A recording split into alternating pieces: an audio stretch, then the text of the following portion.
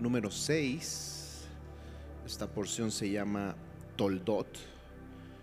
Va a aparecer en un momento más. Permítanme un segundo. Voy a conectar aquí. Tome su cuaderno de notas. Tome su Biblia.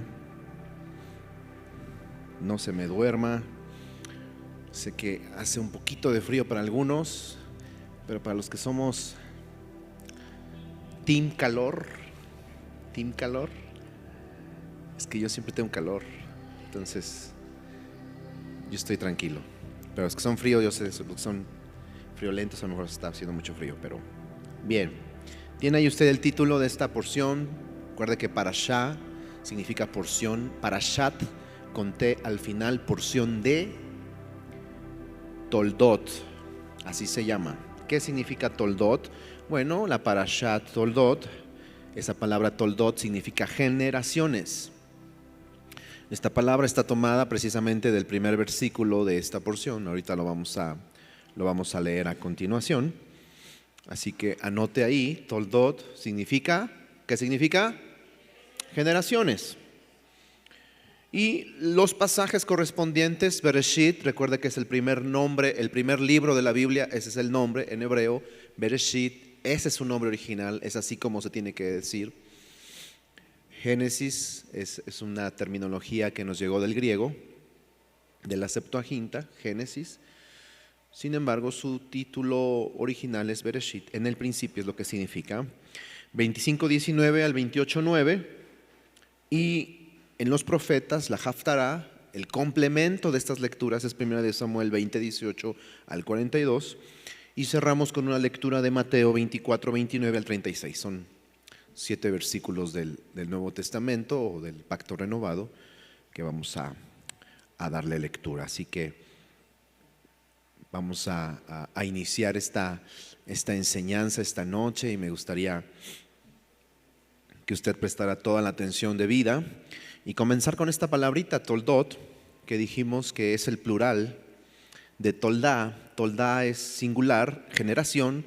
Toldot, la terminación ot, es plural. Descendiente, generación, puede ser historia, puede ser memoria o puede ser crónica. Entonces, como saben, una palabra en hebreo puede tener muchos significados porque no es el hebreo actual, no es el hebreo moderno, estamos hablando del hebreo bíblico. Y el hebreo bíblico simplemente eran escasamente 8,000 palabras lo que componía en ese momento el hebreo bíblico. Son muy pocas palabras, entonces una palabra puede definir muchas cosas. Entonces, ¿les parece si comenzamos con el primer versículo de esta porción, de donde toma nombre esta parashá? Dice, estas son las generaciones, ahí aparece la palabra Toldot, estas son las Toldot de Yitzhak. ¿Quién es Yitzhak? Isaac, ese es su nombre en hebreo, Yitzhak, hijo de Abraham. Abraham engendró a Yitzhak. Entonces, aquí nos va a hablar un tema interesante, las Toldot de Yitzhak, las generaciones de Isaac. Que es curioso que la ciudad en España de Toledo, de aquí viene su nombre, de aquí deriva de Toldot, Toledo, en referencia a los descendientes judíos que poblaron y desarrollaron esta ciudad. Y dice el versículo 20, tenía Yitzhak 40 años cuando tomó por mujer a Ribca, a Rebeca, hija de Betuel, arameo de Padán Aram, hermana de Labán arameo, y oró, escuchen esto, y oró Yitzhak al Eterno, al Eterno en favor de su mujer, porque ella era estéril, y lo escuchó el Eterno. Y Ribca, su mujer, concibió. Ahora, para los que están familiarizados un poquito con los patriarcas, Abraham, Isaac y Jacob, hay una peculiaridad interesantísima en sus mujeres. Si recordamos, la esposa de Abraham, Sara, era estéril. Ahora Isaac toma por mujer a Ribca, a Rebeca, y su mujer es estéril. ¿Qué pasa? Que los patriarcas, que son, digamos, los padres de la fe, ¿cómo es que sus esposas son estériles? Y es que ahí es donde tú no logras entender cómo es que Dios trabaja, porque Dios los llama a ser padres de multitudes y que en ellos iban a ser benditas todas las familias de la tierra. Habla de naciones, habla de multitudes, pero para empezar, sus mujeres son estériles. Entonces tú dices, algo no está bien aquí, algo está fuera de lugar. ¿Cómo es que esto está pasando? Por ejemplo, Abraham y Sara tuvieron que esperar más de 25 años para ver la respuesta de sus oraciones. ¿Escucharon bien? Cuando Dios le dijo a Abraham que le iba a dar un hijo, que le iba a conceder tener un hijo, Dios tomó 25 años para cumplir lo que le había dicho. Ahora, no sé si tú tienes una necesidad. ¿Por qué digo esto? Porque a lo mejor has orado un par de veces y ya estás desanimado. Dices, creo que Dios no me oye, creo que Dios no me va a contestar. Bueno, pero a lo mejor eres como Abraham y Sara, ya llevas a lo mejor algunas décadas, 25 años es mucho tiempo. En el caso de Yitzhak y Rebeca tuvieron que esperar 20 años para tener sus hijos. Entonces, posteriormente el hijo de Isaac, Jacob, también su mujer era estéril. Entonces, aquí vamos a ver que hay toda una situación de esterilidad. Pero, ¿qué quiero decir con todo esto? Bueno, número uno, el camino con el Eterno no es un camino fácil. Entonces, jamás se nos debe de olvidar esto. El camino con el Eterno está lleno de problemas, está lleno de motivos como para desanimarse y tirar la toalla. Y eso es a propósito. Eso es a propósito, porque el camino de la fe es eso. El camino de la fe es: yo voy a confiar con certeza en el Señor, no importando lo que yo esté pasando.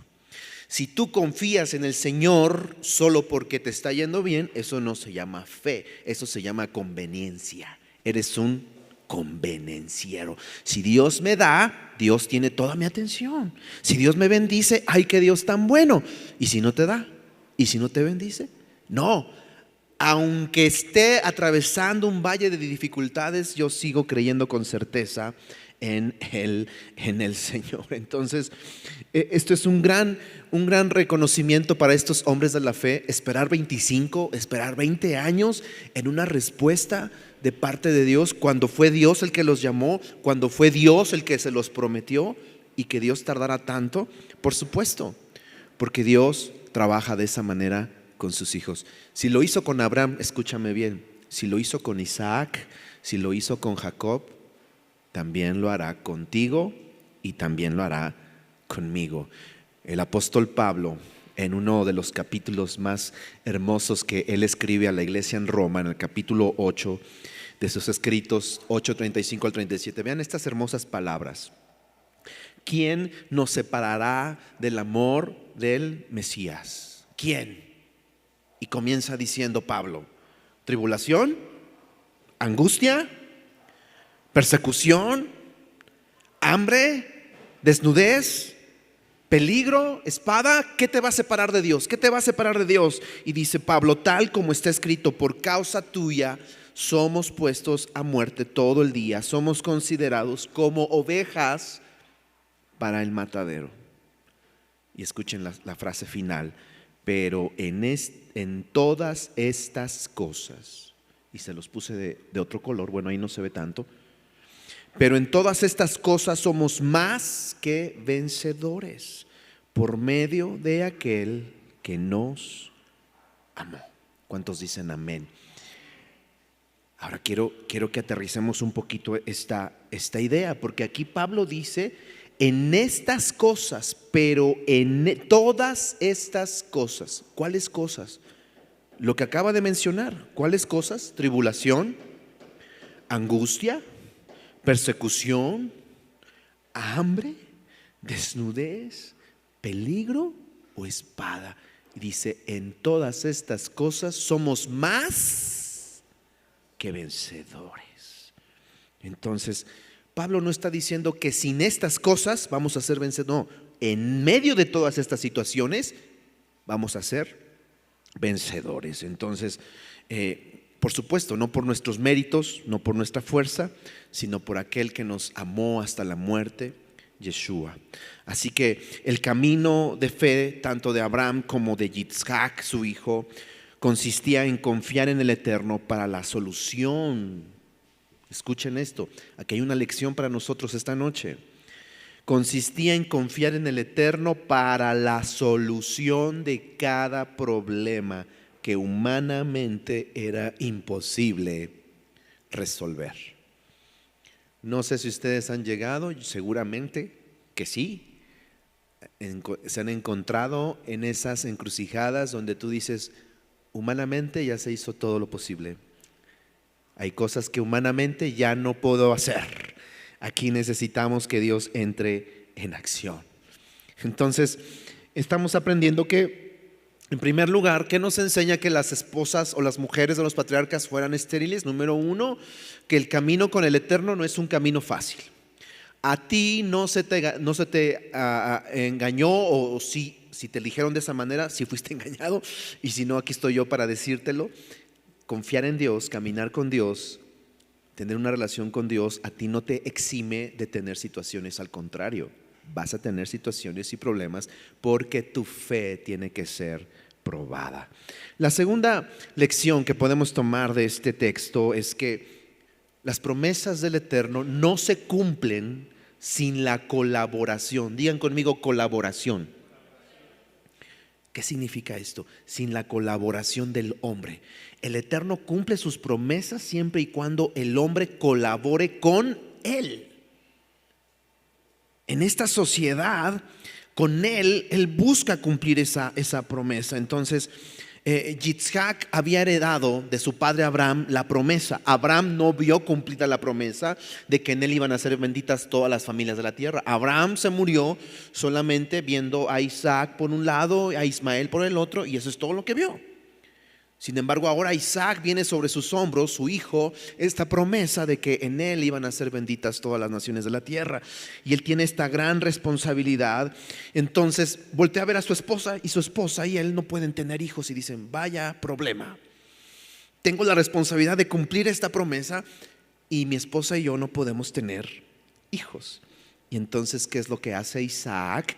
Como acabamos de leer al principio en el primer versículo, Isaac oró fervientemente. La oración es clave dentro de lo que estamos haciendo. Isaac se puso a orar para que las promesas de Dios se activaran y se cumplieran. Entonces, aprendamos esto juntos hoy. El Eterno ha creado la oración para poder colaborar con el ser humano, es decir, con el hombre, en el cumplimiento de sus planes aquí en la tierra. Entonces, ¿qué es lo que hace Isaac ante una situación así? Él decide colaborar con Dios. ¿Cómo va a colaborar con Dios? Me voy a poner a orar. Quiero colaborar. Yo estoy dispuesto a participar de esas promesas. Entonces, él cree y confía en esas promesas que al principio fueron vistas como esa gran profecía de que a través de ellos iban a ser un linaje muy especial. El gran secreto para tener éxito en la vida es colaborar. Escuchen, por supuesto, el concepto éxito que maneja la Biblia, no el concepto éxito que enseña el mundo. ¿Qué es el éxito? De acuerdo a la palabra de Dios, el éxito es cuando tú y yo logramos ser colaboradores con el Eterno en el cumplimiento de las profecías. Sí. ¿Saben cómo a veces el cristiano ha distorsionado esta idea? No es decirle a Dios, Dios, mira, estos son mis planes, mira Dios, esta es mi agenda, mira Dios, estos son mis sueños, estos son mis anhelos. Señor, te pido que me ayudes a realizarlos, te pido que me bendigas, que me prosperes, que me eches una mano para que pueda alcanzar estos sueños, estas metas, estos propósitos. Y Dios, Eso no es éxito. El éxito es: Dios, ¿qué estás haciendo? Porque yo quiero participar de eso que tú estás haciendo. No sé si notan la gran diferencia. No es decirle a Dios que venga y se una a lo que yo quiero hacer, sino es yo unirme a lo que Dios está. Ahí radica la gran diferencia entre gente que es de Dios y gente que solamente quiere usar a Dios. Y si me preguntan cuál es la situación actual en el cristianismo, es decadente, porque la gente quiere usar a Dios para sus beneficios, para sus propósitos. Y entonces cuando Dios no les concede lo que le pediste, cuando Dios no te da lo que tú querías, la gente se va decepcionada y dicen: es que la iglesia no es para mí, la religión no es para mí, ese cristianismo me falló, Dios me quedó mal. Es que estás teniendo la perspectiva equivocada. Cuando tú te pones a orar, entre más horas, más vas a entender que Dios quiere que colabores con Él. Y oró Yitzhak, dice el versículo, y oró Yitzhak al Eterno en favor de su mujer. Esto es maravilloso, porque esto me deja ver que Isaac oró por él.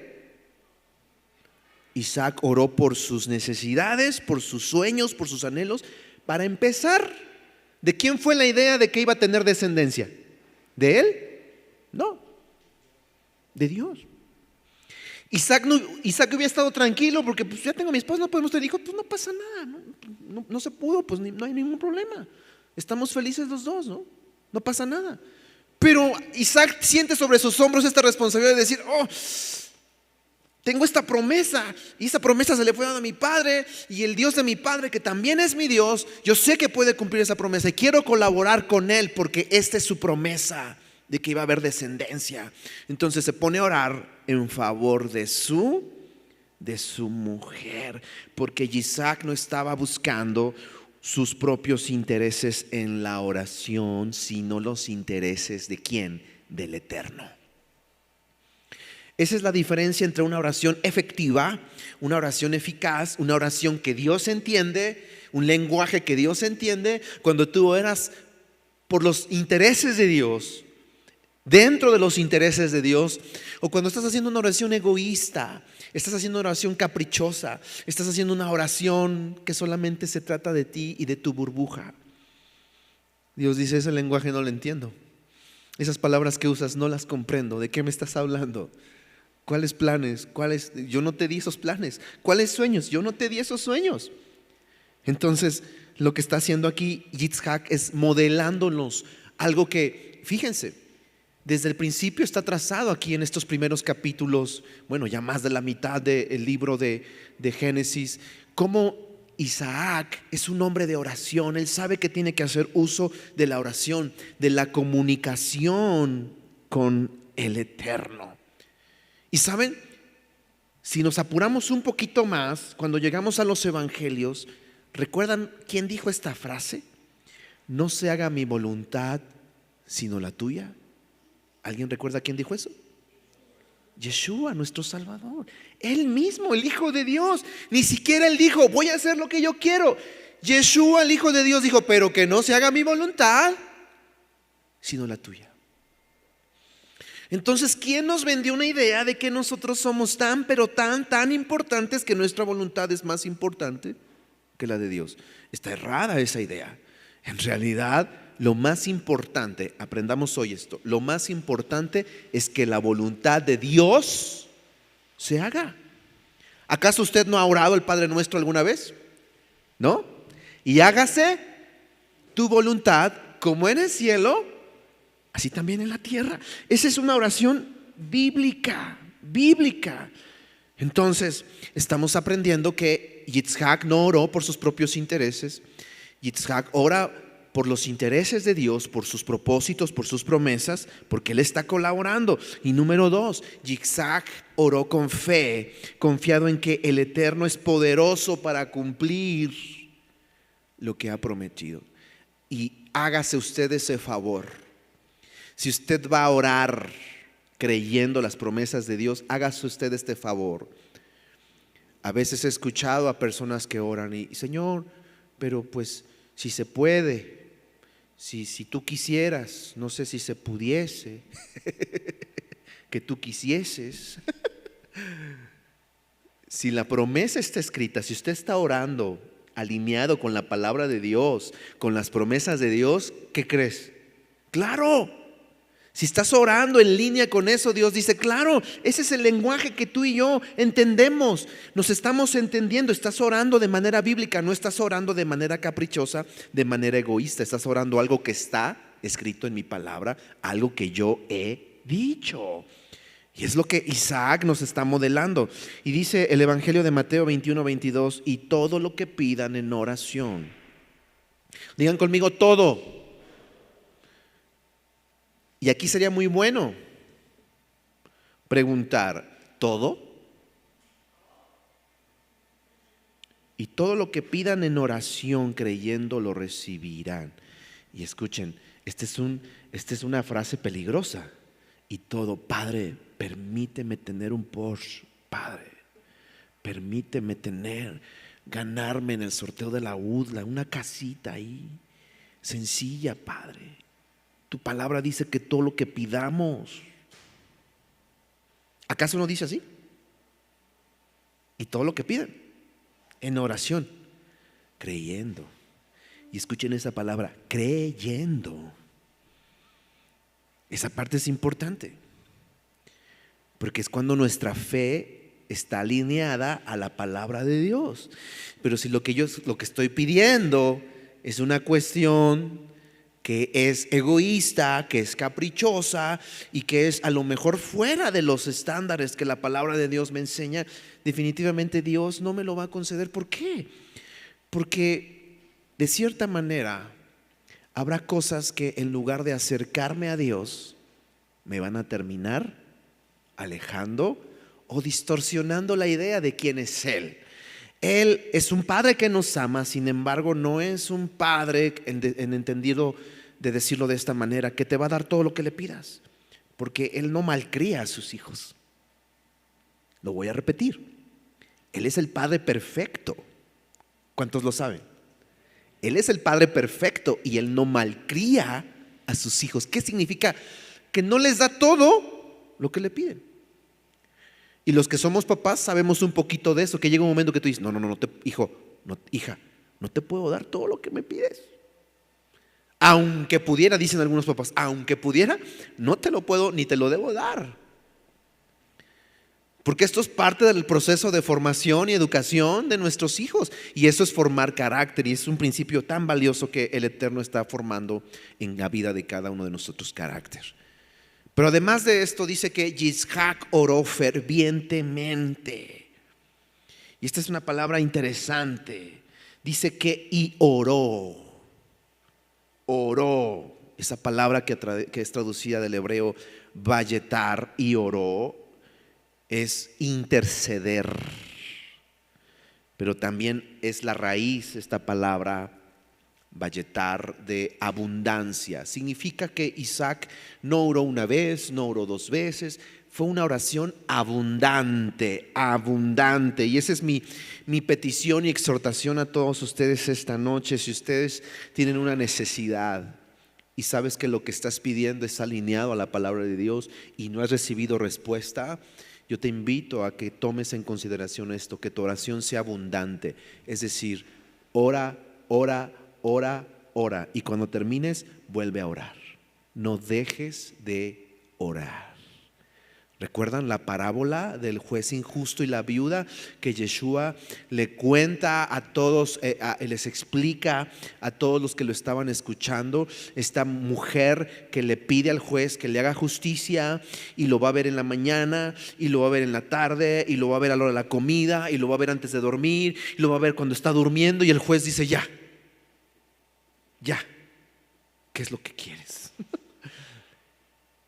Y Yeshua dice, ¿acaso Dios no escuchará a sus escogidos que claman a Él día y noche? Día y noche. Entonces, no sé si tú estás pidiendo algo, yo sí. Y yo quiero invitarte a que te unas por esa situación que tú tienes, a que ores fervientemente, que tu oración no sea escasa. Y además dice que Yitzhak intercedió, oró. ¿Se entiende esta palabra interceder? Es decir, es que la oración, fíjense, he descubierto que es más eficaz cuando mi oración es a favor de otra persona que por uno mismo. ¿Sabes? Porque a Dios le complace escuchar esas oraciones cuando Dios ve que te despojas de tu egoísmo, que te despojas de tu orgullo, te despojas de ti y decides ocupar esa oración mejor a beneficio o bendición de otros. Y eso es algo hermoso. Es lo que está haciendo aquí Isaac, nos modela la intercesión. Dice Santiago 5:16, por tanto confiesen sus pecados unos a otros y oren unos por otros para que sean sanados. Y la oración eficaz del justo puede lograr mucho. Qué tremendo versículo. Este es un tremendo versículo porque, entre otras cosas, nos habla de orar unos por otros para que sean sanados. Es algo bíblico, orar unos por otros. Y no es una idea nueva que está introduciendo aquí Santiago, sino que es algo que vemos a lo largo de toda la Escritura. Pero ahora avancemos un poquito dentro de estos pasajes de Génesis. En el capítulo 25 avancemos hacia cuando termina la esterilidad de Rebeca. El Eterno le concede tener gemelitos, pero vaya gemelitos. Porque dice el versículo 22, después de que era estéril por más de 20 años, el Eterno le concede tener en su vientre 2 hijos. Y dice que los hijos luchaban dentro de ella. Y ella dijo, si esto es así, ¿para qué vivo yo? Y fue a consultar, ¿a quién? Al Eterno. Fíjense, para todas las cuestiones, para todas las situaciones, hay que consultar al Eterno, hay que dirigirse al Eterno, hay que buscar la dirección del Eterno, siempre. No hay situación que no amerite buscar su dirección. Y aquí está Rebeca, dice, no sé qué está pasando aquí adentro, pero hay una lucha tremenda, yo siento que me muero, no sé qué es lo que está sucediendo, si esto es lo que, si así va a seguir esto, yo ya mejor me quiero morir. Voy a preguntarle a Dios.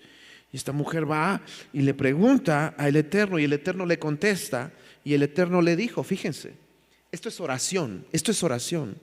Ella le pregunta y Dios le contesta. El Eterno le dijo, 2 naciones hay en tu seno y 2 pueblos se dividirán. 2 pueblos se dividirán desde tus entrañas. Un pueblo será más fuerte que el otro. Y escuchen esto, el mayor servirá al menor. Abran bien sus ojitos, por favor. Abran bien sus ojitos, porque estas 2 naciones de las cuales se está hablando van a jugar un papel muy importante en la historia de toda la humanidad. Si usted empieza a entender desde aquí, usted va a entender mejor la Biblia. Si usted entiende quiénes son estos 2 personajes. Porque estos 2 personajes incluso tienen que ver hasta con la venida del Mesías. Desde aquí sabemos que lo que había en el vientre, uno de sus hijos, Esaú, el que nació primero, y que cuando nace Esaú lucha por salir primero, nacer primero. Sin embargo, el segundo hijo, que es llamado Jacob, viene agarrado del calcañar de su hermano, como diciendo, no te voy a soltar. Y ahí salen los 2 perdón la expresión, salen ahí los dos en este alumbramiento tan especial, que de estos dos personajes, como acabo de decir, estos dos personajes van a modelar toda la humanidad. De Jacob, él es el padre del pueblo de Israel.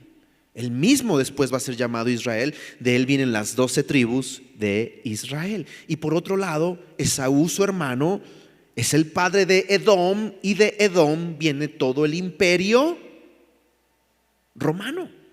Atención aquí. ¿Cómo no iba a haber una lucha dentro de esta mujer si lo que hay dentro de ella es por un lado Israel y por el otro lado el imperio? ¿Qué imperio? Romano. Siempre, escúchenme, aquí sí vale utilizar esta expresión, siempre iba a haber una tensión, siempre iba a haber una lucha entre estos dos, porque son polos totalmente opuestos. Israel y Roma, Jacob y Esaú. Y por eso las palabras que el Eterno le contestó a Rebeca, le dice que uno iba a estar encima y el otro iba a estar debajo, y viceversa. De los dos iban a salir grandes reyes. Por ejemplo, de Israel iba a venir Salomón, que iba a construir el templo. Sin embargo, de Esaú iba a venir el emperador Adriano, que iba a destruir el templo.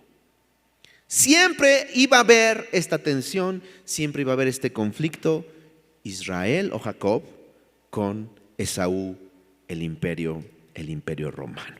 Entonces, pero lo que el padre dijo es que el menor iba a ser mayor. Mejor dicho, que el mayor iba a servir al menor. Veamos cómo nació el primero, que es Esaú. Dice que salió el primero rojizo,